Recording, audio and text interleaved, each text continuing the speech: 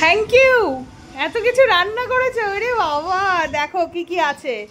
ভাত, ভেন্ডি ভাজা, এটা কি মা? ফুলকপি, বেগুন ভাজা, পটল ভাজা, খুব ভালো লাগে এটা আমার, আলু ভাজা, কাঁকরোল ভাজা, তাহলে এটা কি? ও ঝিঙে ভাজা, সরি। এটা এইটা না, এটা ঝিঙে, এইটা বরবটি ভাজা। আচ্ছা, এবার শুরু করেছিল চিকেন, না ডাল দিয়ে, ডাল। এটা হচ্ছিল বান মাছ, কতদিন বাদে খাবো মা, থ্যাংক ইউ।